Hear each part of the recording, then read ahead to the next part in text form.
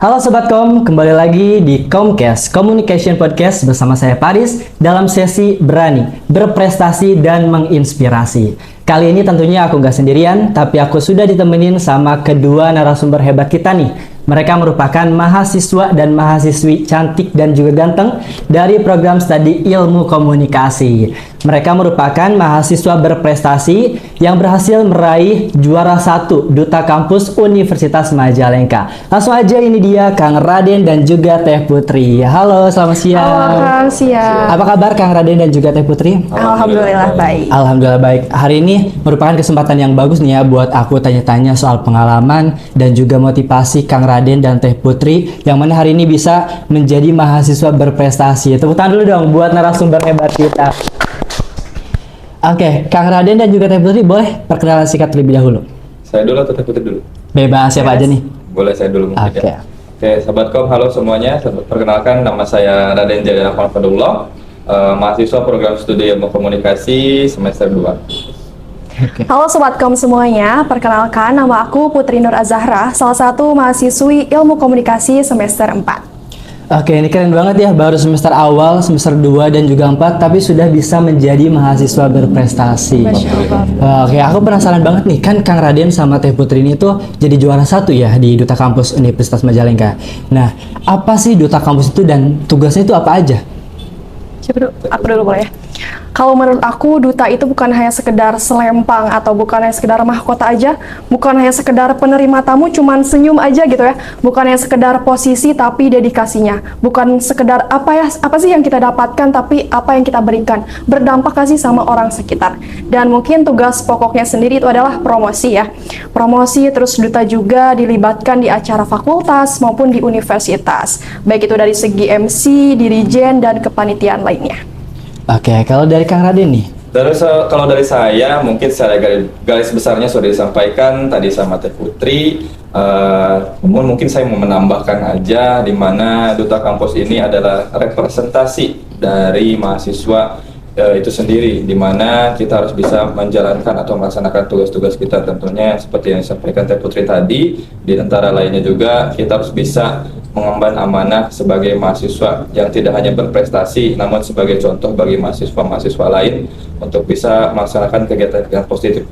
Tentunya berprestasi juga perlu, karena tentunya mahasiswa ini adalah salah satu orang-orang yang sedang belajar untuk mendapatkan sesuatu yang ingin dia capai. Namun dari hal itu juga mungkin secara garis besarnya Duta Kampus adalah orang-orang yang terpilih untuk menjadi contoh dan representasi bagi mahasiswa di kampus itu sendiri. Oke, kalau misalkan motivasi nih, apa yang mendorong Kang Raden dan juga Teh Putri untuk mengikuti ajang Duta Kampus ini? Kalau motivasi aku sendiri gak ada dorongan dari orang lain atau ajakan orang lain gitu ya. Karena motivasi terbesarnya ya datang dari aku sendiri. Mungkin berangkat dari mimpi aku waktu kecil, Oh. Ya, waktu kecil itu aku SD pernah searching di Google. Searchingnya itu di mana sih tempat alamat buat casting artis. Oh, pernah ikut casting juga berarti? Enggak, cuman searching aja. Oh, searching aja, Cuman cari-cari gimana sih, mikir caranya bisa pergi ke Jakarta gitu ya. Pakai bis apa. Tapi ya udah, itu mah cuman angan-angan anak kecil aja yang nggak pernah diseriusin. Dan tapi dari mimpi kecil tuh yang membawa aku sampai sekarang, yang ada di jiwa aku sampai sekarang.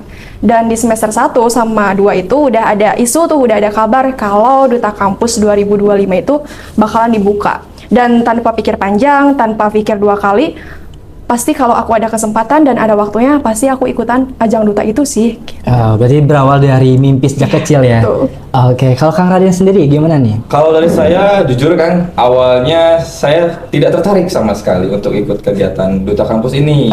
Namun setelah, mungkin berbeda jauh mungkin dengan Teh Putri, saya ada dorongan, tentunya dari orang tua dan teman saya. Dan dari pengalaman pun, dulu saya sering ikut banyak kegiatan organisasi. Jadi mungkin bisa dibilang kegiatan organisasi ini sudah saya tahu kurang lebihnya seperti apa. Jadi karena saya suka banget dengan hal-hal yang berbau kepemimpinan, jadi saya coba untuk bisa mengikuti kegiatan ini. Pada akhirnya saya ngobrol sama orang tua saya, bagaimana apakah saya harus ikut atau tidak. dan setelah diberitahu oleh ibu saya bahwasanya udah ikut aja katanya, karena kan itu juga hal yang positif, asal ya itu tadi orang tua saya bilang tidak mengganggu kepada apa yang menjadi kewajiban kita dan hak kita, yaitu menjadi mahasiswa yang belajar di kampusnya itu sendiri gitu. Oke, berarti ada dorongan juga ya dari orang tua. Nah kan pasti banyak banget nih yang perlu disiapin gitu kan sebelum kita mengikuti ajang Duta Kampus itu. Nah bagaimana sih cara mempersiapkan diri Akang Eteh gitu ya untuk mengikuti ajang Duta tersebut, baik dalam mental misalkan ataupun dari segi komunikasi juga? Boleh saya dulu mungkin ya. Kalau dari saya pribadi, persiapan itu banyak. Tentunya karena kalau saya berada sebagai mahasiswa program studi ilmu komunikasi itu sendiri, tentunya kita tidak jauh dari yang namanya public speaking. Jadi saya di rumah itu benar-benar melaksanakan pelatihan pada diri sendiri, yang mana biasanya orang-orang juga mungkin sering dengar, mungkin Akang Eteh juga di sini sering dengar ngomong depan kaca. Iya, betul banget itu ya. Iya betul, ngomong depan kaca, sampai orang tua nanya ngapain ngomong depan kaca gitu, ngomel-ngomel sendiri. Tapi dari situ tentunya bukan karena niat atau bukan karena tanpa tujuan, tapi tentunya ada tujuan itu sendiri, di mana untuk mempersiapkan diri saya mengikuti ajang Duta Kampus, tentunya dari public speaking dan hal semacamnya, dan lainnya juga karena informasinya bahwa akan ada tes-tes tertentu, sehingga saya juga lebih ke menghafal terkait apa yang ada di kampus, dan mungkin lebih bahasanya kata orang-orang itu lebih ke materi keunmaan, dan saya pun memang cari-cari informasi untuk apa yang harus saya persiapkan mengikuti seleksi Duta Kampus ini. Oh, berarti lebih ke menghafal materi keunmaan dan juga latihan public speaking di depan cermin ya? Iya. Oke, kalau misalnya Teh Putri sendiri gimana? Kalau aku kurang lebih sama juga ya kayak Aradennya, tanya-tanya ke teman yang mau daftar juga, apa aja sih yang harus disiapin, terus nanti tesnya gimana aja sih gitu kan. Dan ternyata kata teman aku bakalan ada tes bakat, tes bakat. Dari situ aku udah nyiapin skripnya apa yang mau aku sampaikan nanti. Tapi di situ posisinya tes awal aja belum. Dan aku gak tahu bakalan keterima atau enggak. Tapi ya setidaknya aku udah ada persiapan nih gitu. Ya karena aku percaya kalau bunga mekar itu gak ditanam kemarin sore. Kita yang bersinar hari ini tuh yang udah dibentuk sebelumnya, yang udah di proses panjangnya, sakit lelahnya begitu. Terus aku juga cukup menyepelekan ya di tes tulis itu, karena aku pikir mungkin tesnya bakalan keunmaan biasa aja. Tapi di situ di tes esainya ternyata ada pertanyaan yang plot twist yang aku boleh di spill? Boleh. Jalan Unma di mana katanya. Terus aku ngarang dong ya. Kiai Haji Ahmad Dahlan, aku ngarang gitu. Padahal apa Abdul Halim ya, Abdul Halim gitu sih. Oke, tadi mengenai unjuk bakat ya. Akang Eteh sendiri tampil apa nih pas waktu unjuk bakat? Mungkin Teh Putri dulu yang paling keren waktu apa tuh Teh Putri? Aku monolog sesuai Ilkom nih, kayak ngomong di depan, ngereog di depan. Iya, berarti suka berakting juga? Iya, suka. Wah, keren. Oke, kalau misalnya Kang Raden? Kalau saya pribadi, karena saya dari bakat tuh kurang gitu, jadi lebih ke berbicara keahliannya di public speaking. Tapi karena saya suka alat musik juga, pada akhirnya saya keinget dulu saya pernah ikut seleksi Capaska atau Paskibraka di Kabupaten tahun 2021. Saya berlatih bermain suling degung. Suling degung itu suling 4 lubang, jadi suaranya agak melengking, sehingga saya harus banyak berlatih. Latihnya otodidak, latihannya lewat YouTube. Berarti gitu. punya suling sendiri nggak? Punya di rumah, sampai sekarang masih ada. Tapi yang dulu waktu 2021 dipakai itu patah, keinjak. Kan yang namanya Capaska banyak lari sana sini, dan ternyata pas dicek udah patah. Akhirnya beli yang baru untuk kegiatan unjuk bakat di Duta Kampus ini, gitu. Dan main sulingnya juga, mungkin cerita sedikit ya Kak.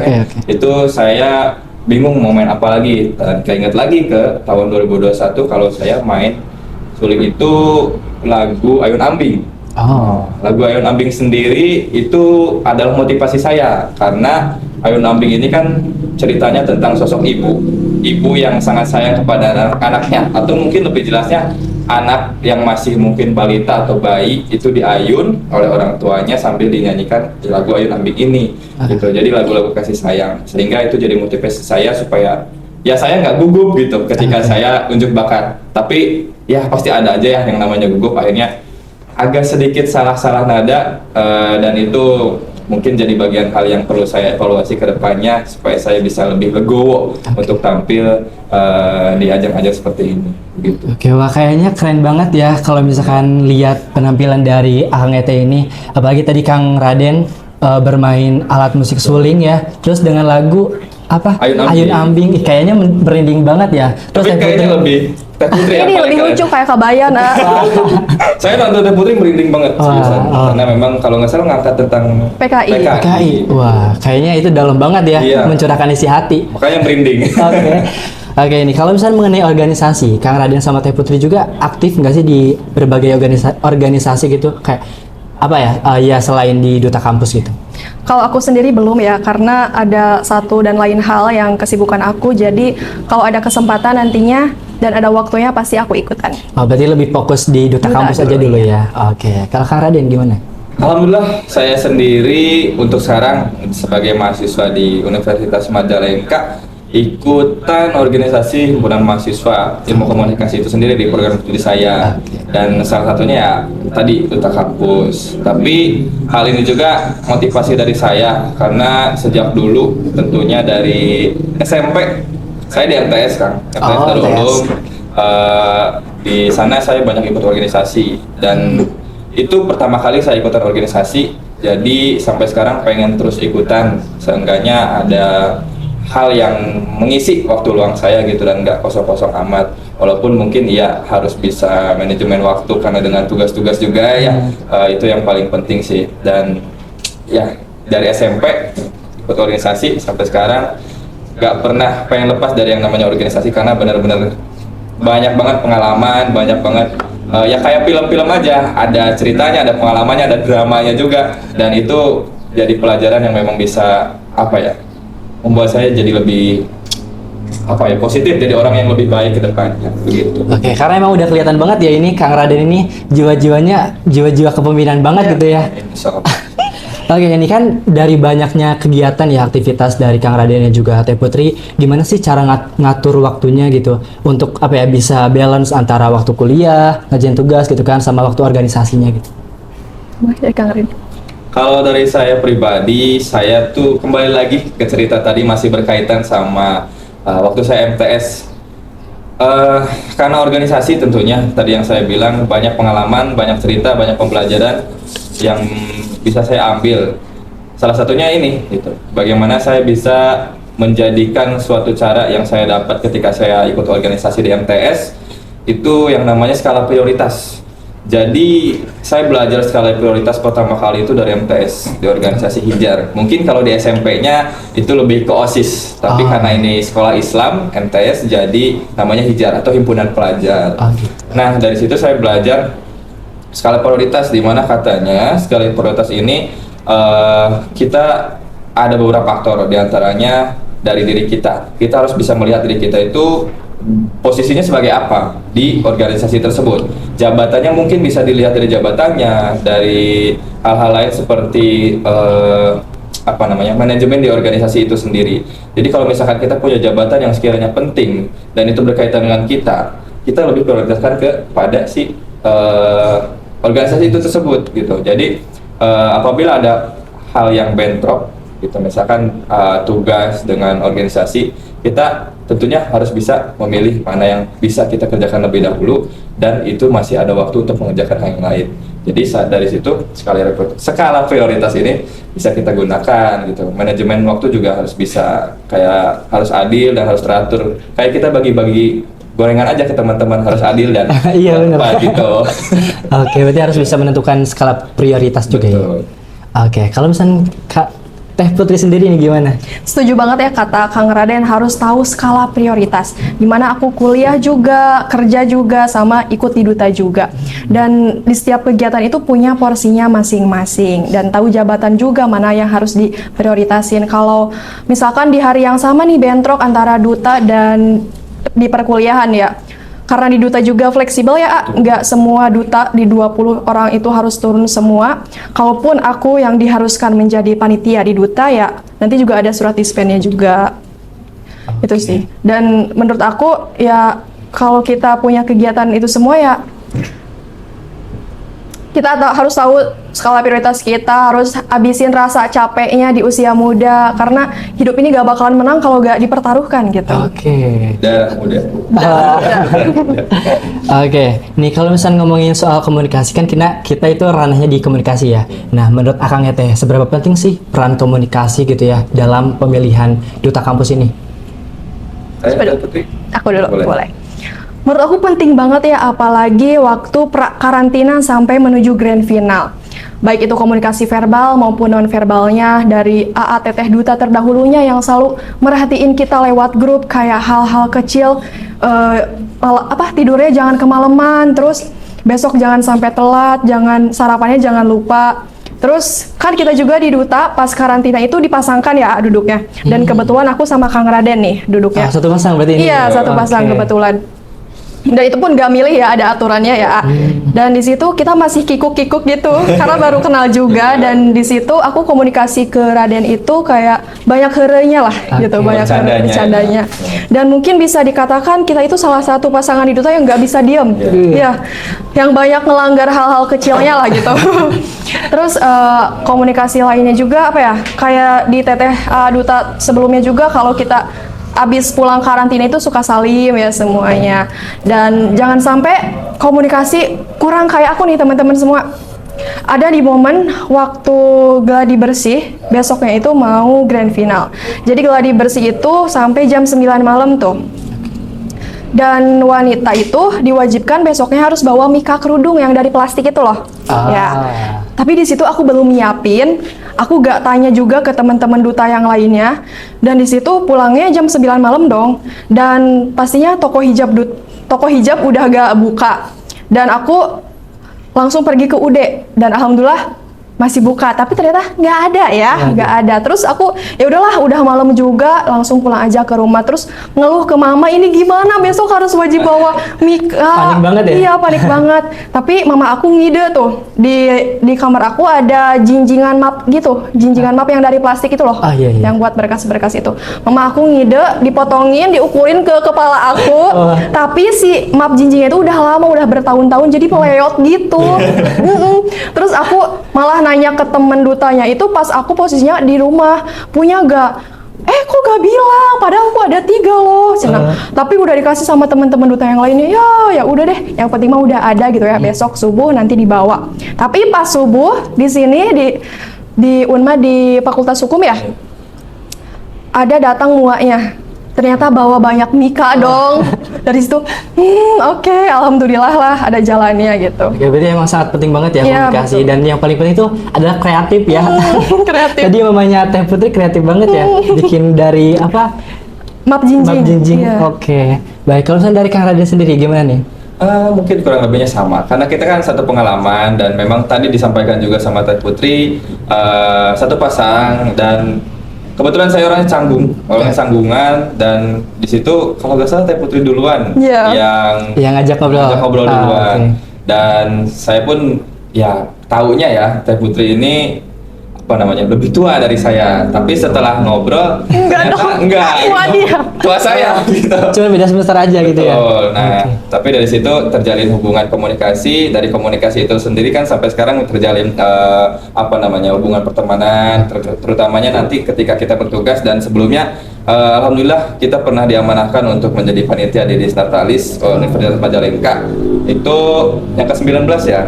Nah, di situ kita juga alhamdulillah diamanahkan untuk bertugas, dan dari situ komunikasi penting banget, karena yang namanya acara kegiatan seperti Disnatalis Universitas ini kan bukan hal acara yang kecil ya, benar-benar melibatkan banyak orang dan orang-orang penting lainnya, bahkan bupati dan segala macam itu dari instansi-instansi datang semua. Dan ketika saya bertugas utamanya menjadi penerima tamu bersama Teh Putri, itu komunikasi sangat penting. Alhamdulillah tidak lepas juga yang namanya mungkin handy talkie yang sering kita pasang, itu komunikasi penting banget. Karena kalau misalkan kita nggak komunikasi, terutamanya ketika ada tamu penting datang, itu kita harus bisa benar-benar nerima, tentunya dengan mungkin dengan ramah, dan bisa harus tahu di mana tempat duduk yang sudah kita siapkan untuk si tamu tersebut. Dan itu saya komunikasikan dengan Teh Putri, siapa nih orangnya, yang mana orangnya, tempat duduknya di mana, dan hal-hal lainnya. Dan selain jadi pendamping tamu, penerima tamu dan lainnya juga, di situ di hari itu juga kita apa namanya ya, banyak hal-hal yang harus disiapkan, terutamanya kayak apa namanya, penyerahan plakat dan segala macamnya. Itu perlu yang namanya komunikasi, di mana bakinya dan segala macamnya itu persiapan, diawali dari komunikasi. Jadi semuanya bisa disiapkan dan kitanya ready untuk melaksanakan kegiatan yang memang berkaitan dengan kita pada hari itu. Tidak harus hari itu aja sih sebenarnya. Bisa dari sebelum-sebelumnya, kan yang namanya sekarang kan udah ada WA ya, bisa obrolin dari sebelumnya apa yang perlu disiapkan sehingga kita bisa nyiapin di Hamin satunya seperti itu. Oke, emang karena kita manusia juga ya, jadi nggak lepas dari yang namanya komunikasi ya. Jadi kita harus bisa mengasah terus ya skill komunikasi kita. Dan Kang Randy juga banyak membantunya pas proses karantina aku. Iya, kayak minjemin baju ya, kebetulan aku batiknya gak ada, terus celana juga ya. Terus pas kuis juga Inggris, dia ternyata pinter banget, pinter banget Inggrisnya, dan aku banyak dibantu. Aku nyontek ke dia. Wah, bisa dong nanti kita ajarin ya, ajarin kita gitu.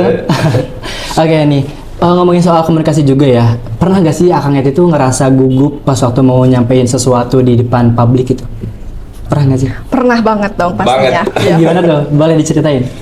Teh Putri dulu? Oke. Ya, boleh. Pernah banget, apalagi kita anak ilmu komunikasi gitu ya.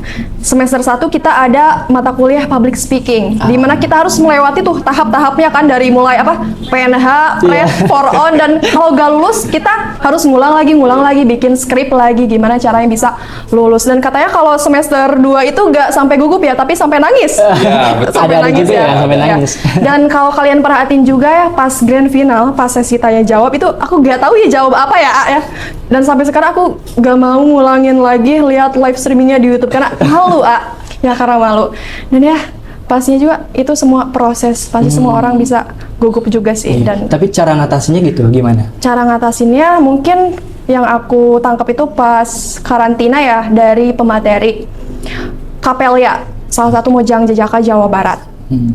Kalau kita gugup itu nggak harus depan cermin terus, ngomong-ngomong di depan cermin terus, karena ketika kita di backstage sama di front stage itu pasti berbeda tuh. Kita di backstage pasti lancar-lancar aja, tapi pas di front stage di depan orang banyak pasti ada aja gugupnya.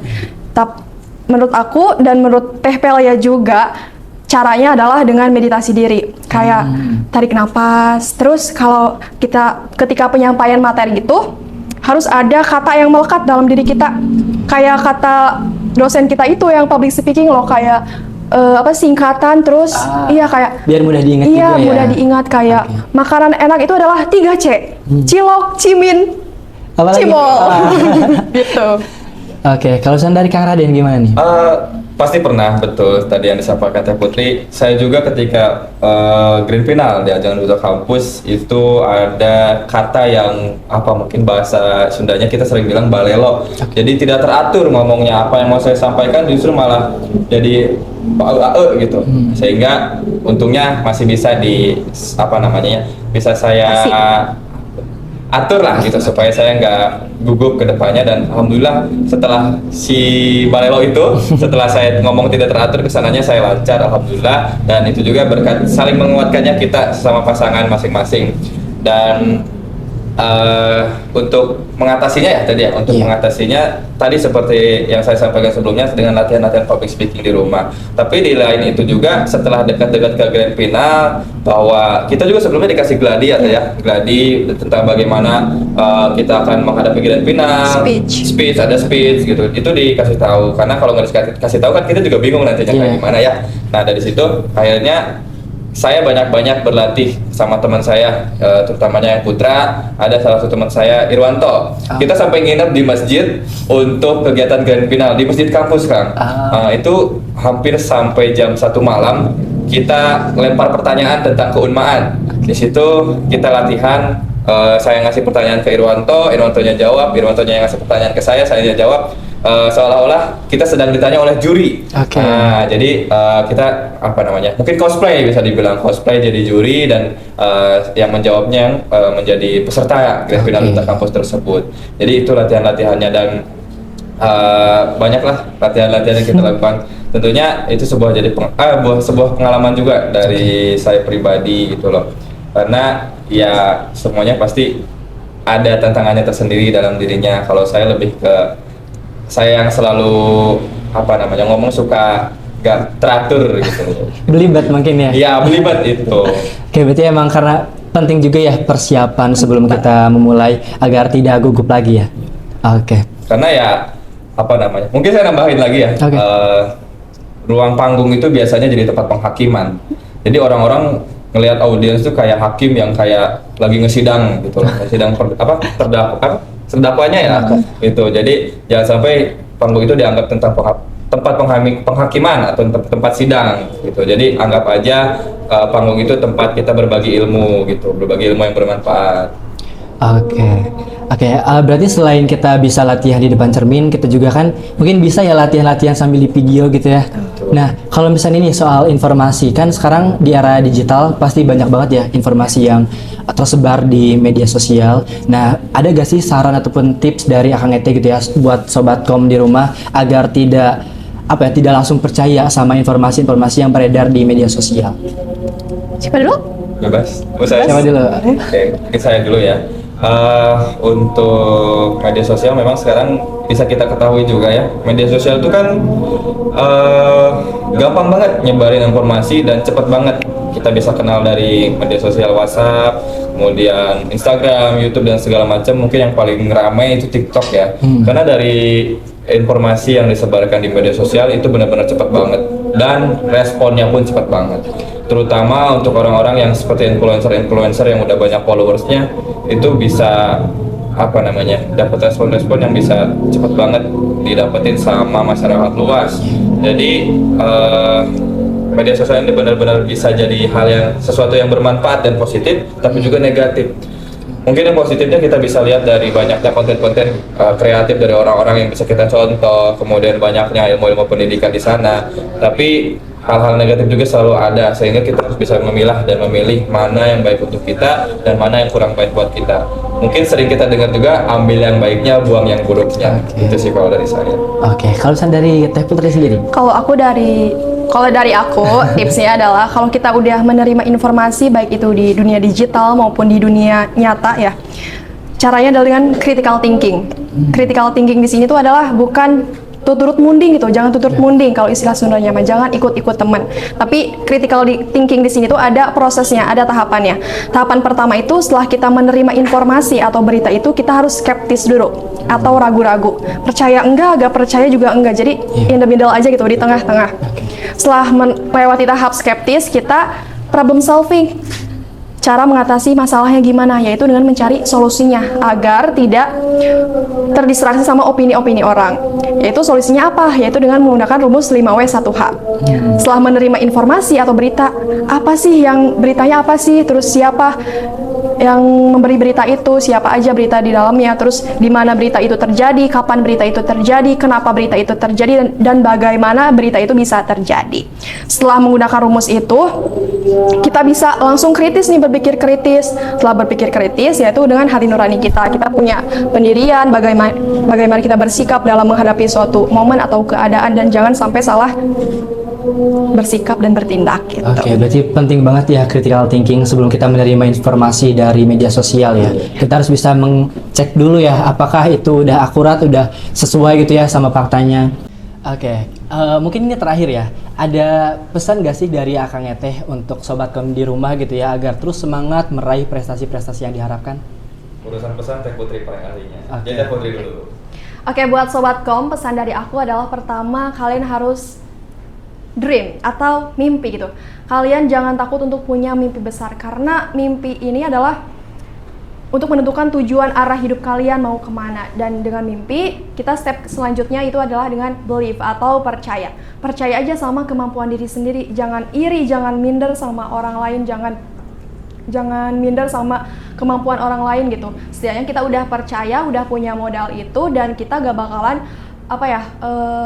hasil akhirnya itu kita gak bakalan kecewa gitu ya sama hasil akhirnya kalau kita udah percaya. Dan step terakhirnya itu adalah dengan achieve atau pencapaian. Setelah kita mencapai pencapaian itu, kesannya itu bukan pencapaian itu, tapi setidaknya kita udah berjuang, udah ada prosesnya, udah ada usaha, susah sedihnya, dan udah tercapai dengan semua perjuangan yang udah kita lakukan. Itu sih. Oke, berarti jangan takut untuk bermimpi. Betul. Bermimpi. Bermimpi.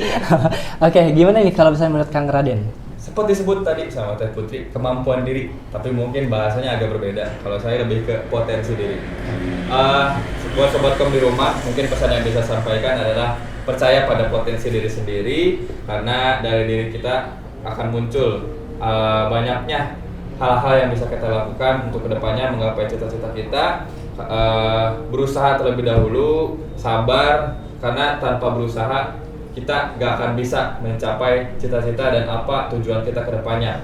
Nah, dari situ juga usaha ini harus dibarengi dengan doa. Karena kalau usaha tanpa doa, apalah daya gitu. Jadi selain itu juga kita ini harus tahu, kembali lagi ke potensi diri tadi, dan bener-bener potensi diri ini adalah definisi atau prinsip yang selalu saya pegang untuk percaya pada diri sendiri.